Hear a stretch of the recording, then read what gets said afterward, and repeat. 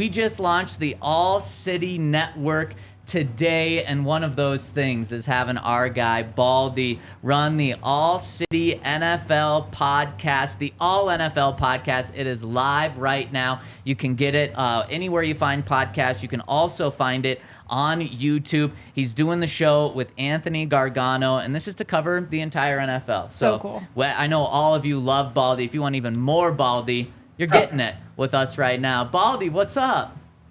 Good morning. Good afternoon. I'm good. I mean, I'm right where I belong. I'm right in my film room, which is also doubling up as where we're going to be doing this podcast from, starting a little bit later today. And we're all excited about it. We got Lane Johnson coming on from the Eagles, kind of just previewing this Cowboys-Eagle game this weekend, and all the fireworks that go with that particular game. And we'll be covering the whole league. So Cuz is, I've worked with him before at different stations, and he's just a Philly guy, but he's also just a football nut. So that's kind of what we're going to do. We're just going to, we're going to have some fun and break this league down as best we can. Man, it's awesome to have you rolling with us. Officially, we've known about it for a while, and you even got the logo in the background. We love it, and I mean that is quite a game this week. The Eagles and the Cowboys, and that's probably the game of the week. The Broncos game of the year might have been this past week against the Chiefs. Baldy, how impressive was that Broncos defensive performance? And it even goes back to the last time they played the Chiefs. In 2 games, Broncos only give up 1 total touchdown, including none this past week. It was remarkable. I mean, first of all, they take the ball away 5 times. And so in any game you do that, I mean, you're going to have a great chance to win. But, Kansas City had 10 possessions, and they turned it over on 5 of them. And it's not like they're just putting all the ball on the ground. They're forcing the turnovers. And so, I thought it was just an impressive. I thought the game plan was really sound. They used Nick Bonito as a spy on certain situations, so Mahomes couldn't just wreck them like he has in the past, where he's scrambling for these first downs and extending drives. They did a great job on Kelsey, just limiting his yards after the catch, or just his catches in general. And so they made him look pretty pedestrian, to be honest with you.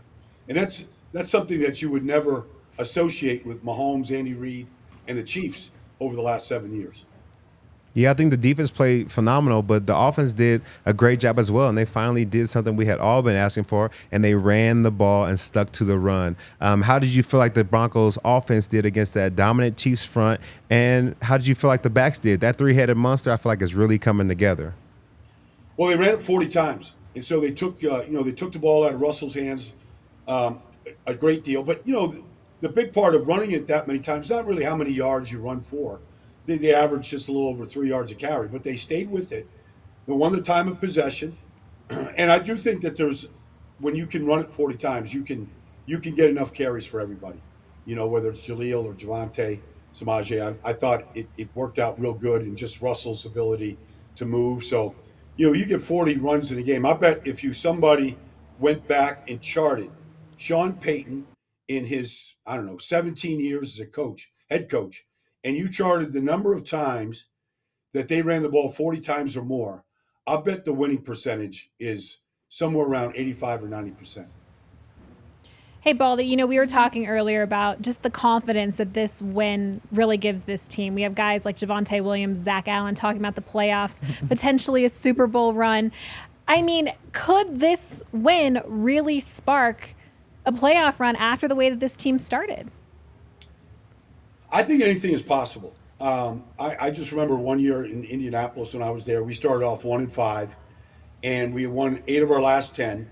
And if a certain team lost on our last game of the season when we finished 9-7, we would have been in the playoffs. It can change. Winning is unbelievable. All of a sudden, everything that the coach is preaching is starting to pay off, and you can see defensively that they've unloaded some players. They've made some changes with some players. And now they've got a defense that can compete. And then if the offense line can improve a little bit, if Russell takes care of the football like he did last week, outside the one fumble, yes, you take down the Super Bowl champs. Why can't you take down anybody else on your schedule? And that's kind of exactly the conversation that we've been having. Is you can build it like that. If you want to view it optimistically, you beat the Chiefs. They're arguably one of the best teams of football, if not the best team in football. But I want to go back to something you talked about earlier, running the ball 40 times. Is that sustainable? Because in the offseason, when Sean Payton got here, he said, I want to take a lot off Russell Wilson's plate. I want to run the ball. And then on top of that, they went out and they got 2 really good run blockers on the offensive line in free agency. And Sean Payton just preached, this is going to be a run-first team. And we finally saw the formula against the Chiefs. 40 rushes to only 20 passing attempts. Is that something that a team can truly commit to week in and week out and have as their identity? Well, it can if you're taking the ball away. They were, and if you're playing with the lead, or the game is close, you can sustain it. I mean, if you're down 14-0, you can still, depending on where you're at, second quarter, you might be able to sustain it, but it's going to be hard to run it 40 times if you're playing from behind. It's just you know, you're gonna throw it more. That's all. But if you can play with the lead, you can take the ball away like they did. You can then do that. But if that's Sean's vision, like that's what good coaching is. It's like we don't have enough firepower on the outside.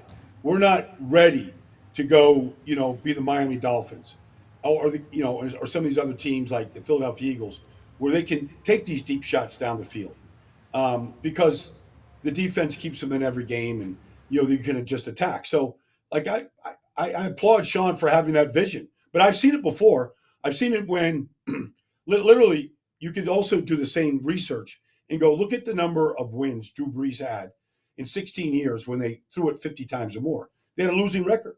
So Sean knows that when you throw it, bad things can happen. And it was early in the season when they were doing that. You talked about takeaways, and I really feel like this defense has really switched over and been able to get their hands on the ball. Feels like the Miami's Dolphins game was so far away, but just 5 weeks ago, we gave up 70 points. And now within the last 3 weeks, you've held the Chiefs to 14 points a game, 1 touchdown, and really stuffed them in the red zone. Have you ever seen a unit turn around this fast? Not from where they were. Yeah. Not from where they were. Not when, we all watched that 70-point score, and they could have done more. We all watched that.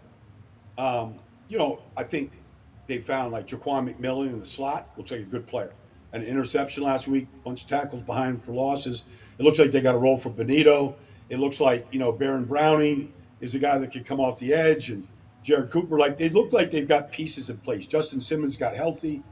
He's a difference maker. He's a great player.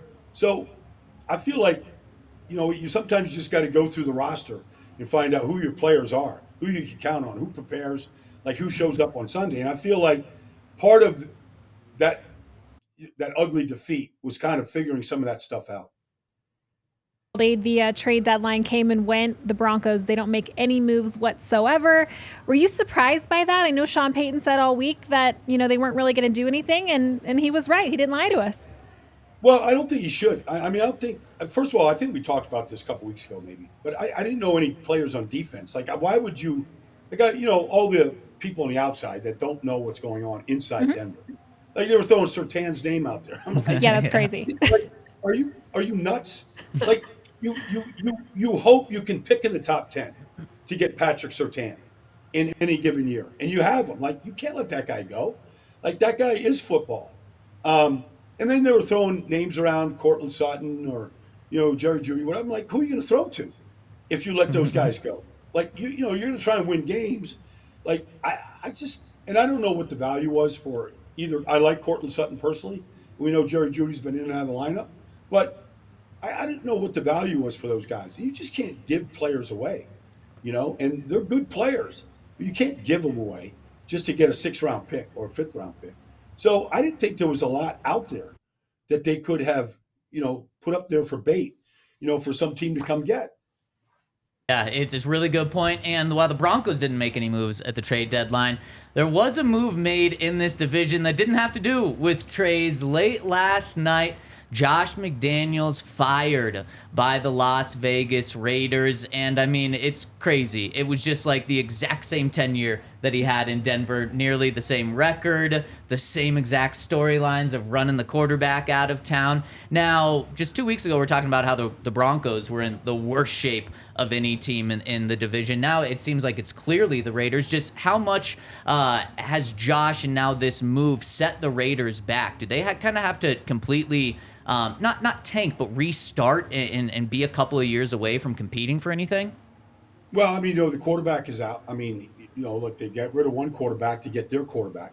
So, Ziegler and Josh, they wanted to do the Patriot way. It never works. The players didn't buy into it. They didn't believe it. But I thought the contrast on Monday night was really eye-opening. There's the Detroit Lions, and they're an up-and-coming team that are doing things the right way. They're drafting exceptionally well.